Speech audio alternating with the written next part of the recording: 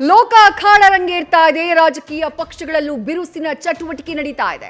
ಹಾಗಂತ ಕಣ್ಣಿಗೆ ಕಾಣಿಸೋದೇ ಸುದ್ದಿಯಲ್ಲ. ಪ್ರತಿ ಸುದ್ದಿಯ ಇನ್ಸೈಡ್ ಡೀಟೇಲ್ಸ್, ತಂತ್ರ ಪ್ರತಿತಂತ್ರ ಎಲ್ಲವೂ ಸ್ವಾರಸ್ಯಕರ. ಇರೋದೇ ಸುದ್ದಿ, ಸುದ್ದಿಯೊಳಗಿನ ಸುದ್ದಿ ಇದೆ ಇದ್ದಿದ್ದು ಇದ್ದಂಗೆ. ನಾನು ವಿದ್ಯಶ್ರೀ. ಮೊದಲಿಗೆ ಹೆಡ್ಲೈನ್ಸ್.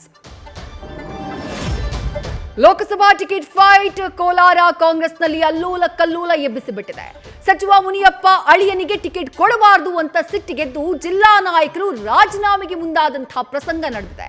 ಇನ್ನು ಈ ರಾಜೀನಾಮೆ ಹೈಡ್ರಾಮಾದ ಹಿಂದಿರೋದು ಮಾಜಿ ಸ್ಪೀಕರ್ ರಮೇಶ್ ಕುಮಾರ್. ಕೊನೆ ಕ್ಷಣದಲ್ಲಿ ರಮೇಶ್ ಕುಮಾರ್ ಬಿಟ್ಟಂತಹ ಅಸ್ತ್ರಕ್ಕೆ ಹೈಕಮಾಂಡ್ ಶಾಕ್ ಆಗಿದ್ದದ್ದು ಸುಳ್ಳಲ್ಲ.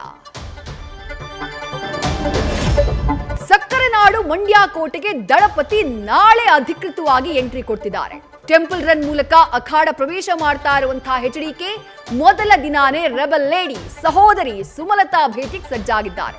ಅಕ್ಕನ ಬೆಂಬಲ ಪಡೆದೇ ಮುಂದಿನ ಹೆಜ್ಜೆ ಇಡೋಕೆ ದಳಪತಿ ತಯಾರಿಯನ್ನ ಮಾಡಿಕೊಂಡಿದ್ದಾರೆ.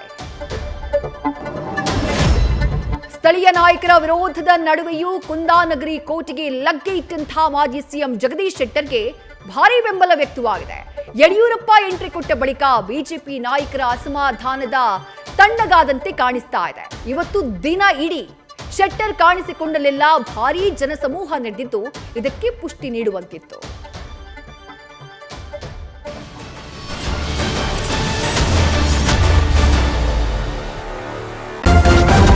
ನ್ಯೂಸ್ ಫಸ್ಟ್, ನಿರ್ಭೀತಿಯಿಂದ ನಿಮ್ಮ ಪರವಾಗಿ.